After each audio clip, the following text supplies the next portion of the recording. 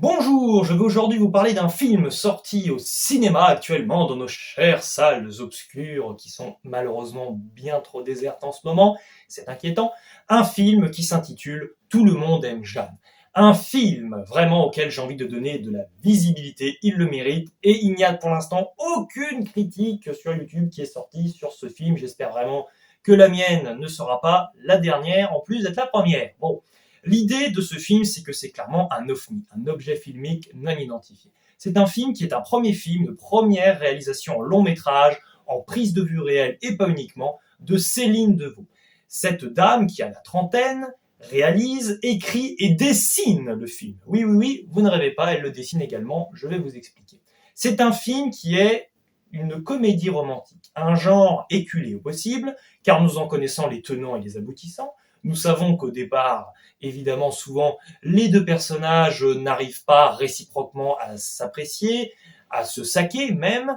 Ensuite, une relation se développe jusqu'à un dénouement agréable, un happy end, la fin heureuse pour nos personnages, et peut-être plein d'enfants, qui sait, pour la suite. L'idée, c'est que cette dame, cette scénariste, en a clairement conscience. Elle se rend compte pertinemment que, avec ses personnages, Blanche Gardin et Laurent Lafitte, qui vont avoir une relation amoureuse, il n'y aura pas de surprise pour le spectateur. D'un point de vue scénaristique, nous savons très bien que le film va emprunter une certaine autoroute. Donc, pour pallier en soi à ce défaut inhérent au genre, elle a une stratégie clairement déterminée dès le départ, à savoir, je vais transcender le film par sa forme. Sur sa forme, d'un point de vue formel, le film est époustouflant. Il est énorme et complètement à part, atypique. Il est fascinant. C'est un film donc qui mélange prise de vue réelle avec Blanche Gardin, qui a tous les problèmes possibles du monde et elle est donc en pleine dépression. Elle a des problèmes professionnels, elle a des problèmes personnels, sa mère vient de se suicider. Elle a également donc des problèmes financiers, c'est pour ça qu'elle va en Portugal, à Lisbonne, pour vendre l'appartement de sa maman, dans lequel on peut retrouver plein de babioles diverses et variées et des souvenirs, évidemment, de l'émotion d'ailleurs en fin de film par rapport à cela, sans en dire plus, tout en simplicité, maître mot de ce film et grande qualité, que le monde a tendance parfois à oublier ou à considérer carrément comme un défaut, c'est terrible.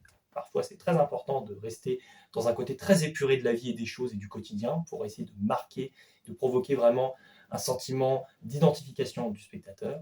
Et donc cette dame, Blanche Gardin, en se rendant tout simplement au Portugal, va tomber sur Laurent Lafitte, un personnage au premier abord assez candide, enfantin, mais qui s'avère bien plus profond qu'il en a l'air. Le film démarre tambour battant avec, me concernant, une série de fous rires qui n'en finit pas pendant le métrage d'ailleurs, parce que Blanche Gardin se déplace donc en prise de vue réelle, on la voit, elle se déplace dans la rue, pas de problème, et on entend la voix qu'elle a dans sa tête. La voix intérieure qui sommeille en chacun de nous et qui est parfois de très mauvais conseils si on a des problèmes comme c'est son cas, qu'on est en dépression comme c'est son cas, et qu'on a vraiment le moral au fond des chaussettes et qu'on écoute un peu trop les mauvais conseils de cette voix intérieure qui est donc matérialisée par clairement tout l'écran, des fois pendant le film, qui devient donc un dessin pendant quelques secondes et clairement le personnage de la voix intérieure qui délire totalement et qui vient véhiculer l'humour du film. Et c'est ça qui est fort parce que le personnage de Blanche Gardin n'a rien de drôle. C'est un personnage tragique. D'ailleurs, on en fait même un petit peu une référence lorsqu'à un moment elle est accoutrée comme dans la Grèce antique, dans les grandes tragédies. C'est un peu ça. Et l'idée, c'est que vraiment, ça crée un décalage entre Blanche Gardin si on garde uniquement le live action qui est au fond du trou, qui est déprimante, et c'est déprimant, la déprime c'est contagieux, donc tu as envie d'être déprimé à mon avis, si tu enlèves cette idée du dessin. Mais si tu ajoutes cette idée du dessin donc, où le personnage de la voix intérieure vient lui balancer toutes les vacheries possibles et imaginables, on tombe dans de l'humour noir, qui fonctionne ici du feu de Dieu. C'est merveilleux.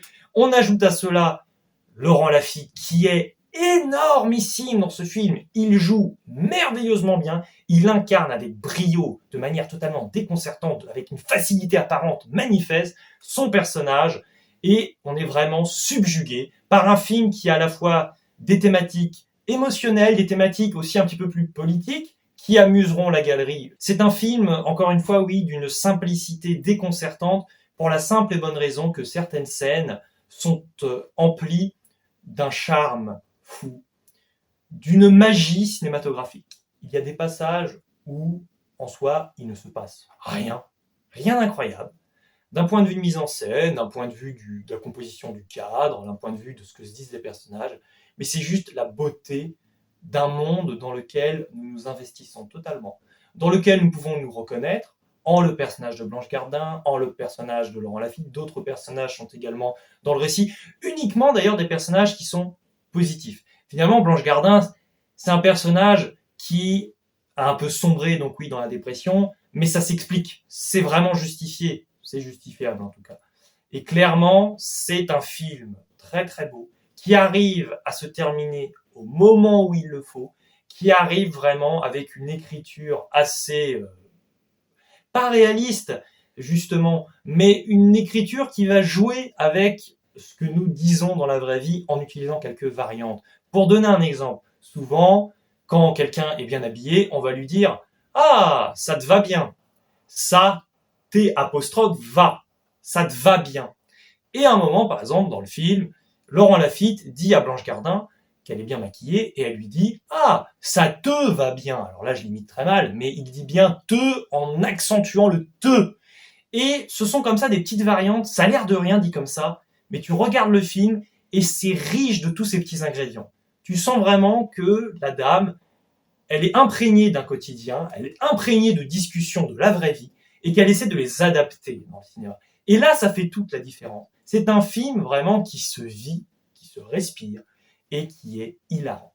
Quelques scènes sont donc très tristes également, en tout cas très émouvantes. Moi, j'ai vraiment versé ma larme à un moment donné, lors d'un moment un petit peu nostalgique, parce que souvent, justement, les moments simples sont aussi des moments de pure nostalgie, à laquelle on peut tous un petit peu s'identifier selon nos trajectoires respectives de vie. C'est un film vraiment auquel je me suis senti très proche, et je ne pense pas avoir été le seul au cinéma dans cette situation, même s'il n'y a pas grand monde dans notre cinéma, malheureusement, mais comme souvent, même avant le Covid, bref, comme ça. Mais en tout cas, c'est un film vraiment que je vous recommande, c'est un film vraiment qui aurait tout en apparence avec tout ce que je vous dis là, la dépression, elle a perdu son boulot, l'écologie, bon, t'as aussi cette idée que à trop t'investir dans l'écologie, tu finis par déprimer de ce monde dans lequel nous vivons qui est en train de pourrir sur place parce qu'on ne fait rien ou pas assez, c'est clairement ça. C'est un film donc où on pourrait se dire on va finir complètement déprimé. Mais non, c'est un film qui, avec cette double forme en soi très très atypique et très très bien maîtrisée de bout en bout en termes de rythme, en termes d'enchaînement, en termes de parallèle, en termes de vivacité. Donc la prise de vue réelle et le dessin qui fonctionnent vraiment du feu de Dieu. C'est un film que je vous recommande, c'est un film marquant de cette année 2022. J'en suis le premier satisfait et aussi le premier surpris, parce que je n'avais pas trop l'intention de voir ce film, parce que depuis quelques temps, avec L'origine du monde, le film réalisé par Laurent Lafitte, je n'avais plus trop envie de le voir dans les films qui sortaient, là, les nouveautés, mais finalement je me suis laissé tenter et je n'ai pas du tout regretté cette merveilleuse expérience cinématographique qui m'a fait exploser de rire souvent, réfléchir un peu et ressentir aussi, c'est tout ce que je voulais. Et c'est pour ça aussi qu'on va au cinéma, pour ressentir des émotions, et je vous invite à vous rendre au cinéma pour voir ce film. Si vous avez vu ce film, n'hésitez pas à me dire dans les commentaires si vous êtes d'accord avec moi, s'il vous a autant impacté que moi, je l'espère en tout cas, au plus profond de mon cœur. Et aussi de ma voix intérieure qui me dit « Dimitri, termine la vidéo immédiatement. Je suis fou !»